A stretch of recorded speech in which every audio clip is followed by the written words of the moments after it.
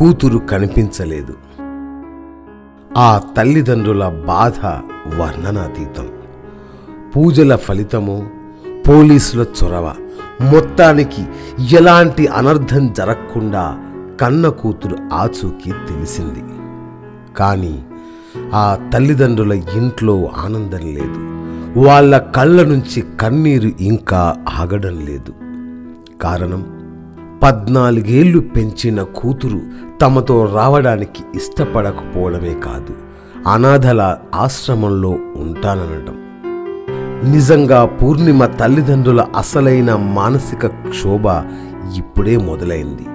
కానీ కంటికి రెప్పలా పెంచిన ఆ తల్లిదండ్రుల బాధకు కారకులు ఎవరు? వాళ్ళు చేసిన గారాబమా, పెంపక లోపమా? రెండూ అంటున్నారు మానసిక నిపుణులు. పసిపిల్లల దగ్గర నుంచి ఊహ వచ్చిన పిల్లలపై మన పెత్తనం ఎలాంటి ప్రభావం చూపుతుందో తెలుసుకోండి. ఇది కేవలం పూర్ణిమ తల్లిదండ్రులు మాత్రమే కాదు, పిల్లలున్న తల్లిదండ్రులందరికీ వర్తిస్తుందంటున్నారు మానసిక నిపుణులు. పూర్ణిమ ఇంట్లోంచి వెళ్ళిపోవడానికి కారణం సీరియల్లో నటించాలని కోరిక ఒక్కటి మాత్రమే కాదు, చదువు చదువు అంటూ తల్లిదండ్రుల ఒత్తిడి. 10th క్లాసులో బంధువుల పిల్లల కన్నా ఎక్కువ మార్కులు తెచ్చుకోవాలన్న ప్రెషర్. మూఢ నమ్మకాల పట్ల ఆమెకున్న విశ్వాసాన్ని మొగ్గలోనే తుంచకపోవడం, ఆమె ఇష్టాలను తెలుసుకోకపోవడం అంటున్నారు వైద్యులు.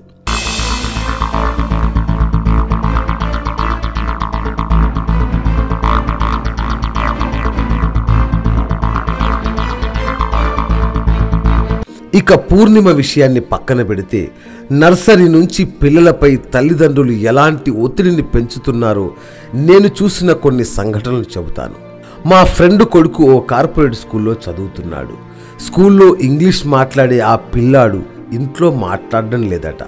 అందుకు కారణం స్కూల్లో సరిగ్గా చదువు చెప్పకపోవడమే అంటున్నాడు నా స్నేహితుడు. వాడిని అడిగా, ఇంట్లో నీ కొడుకుతో ఏ భాషలో మాట్లాడుతున్నావురా అని. తెలుగులో అని చాలా తీయగా చెప్పాడు. ఒరే, స్కూల్లో ఇంగ్లీష్లో మాట్లాడితే ఇంట్లో నువ్వు తెలుగు మాట్లాడితే వాడికి ఇంగ్లీష్ ఎలా వస్తుంది అని అడిగా. దానికి వాడి దగ్గర నుంచి సమాధానం లేదు. ఇంతకీ ఆ పిల్లాడు ఏం చదువుతున్నాడో తెలుసా? నర్సరీ చదివే పిల్లలు టాకింగ్ డాల్ లాంటి వాళ్ళు. మనం ఏం మాట్లాడితే వాళ్ళు అదే మాట్లాడతారు. మన ఇంట్లో మనం ఏ భాష మాట్లాడితే వాళ్ళు అదే మాట్లాడతారు. ఇక పిల్లలకు ఏమీ తెలీదు అనుకోవడం కూడా పొరపాటే. ఓ కార్పొరేట్ స్కూల్లో ఓ పాప తనను ఓ అబ్బాయి ఏడిపిస్తున్నాడని, మమ్మీ డాడీ ఆట ఆడుకుందాం రా అంటున్నాడని టీచర్కు కంప్లైంట్ ఇచ్చింది. ఆశ్చర్యపోయిన టీచర్ ఆ పిల్లాడిని పిలిచి, ఆ గేమ్ ఎక్కడ చూసావురా అని అడిగింది. ఇంట్లో మా మమ్మీ డాడీ ఆడుకుంటారని చెప్పేసరికి టీచర్ కంగుతింది.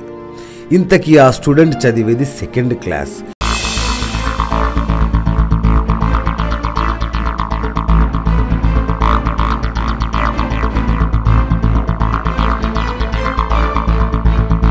ఇంకొక షాకింగ్ సంఘటన చెబుతా. ఓ ఇంట్లో 8వ క్లాస్ చదివే అమ్మాయి ట్యూషన్ ఫీజు కట్టడం లేదు.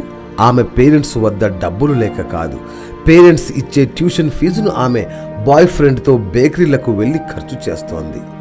కేవలం అబ్బాయిలే కాదు, అమ్మాయిలు సైతం గాడి తప్పుతున్నారని చెప్పడానికే ఈ ఉదాహరణ. పిల్లల్ని అనడం కాదు, పిల్లల్ని తిట్టడం కాదు, తప్పు మనది.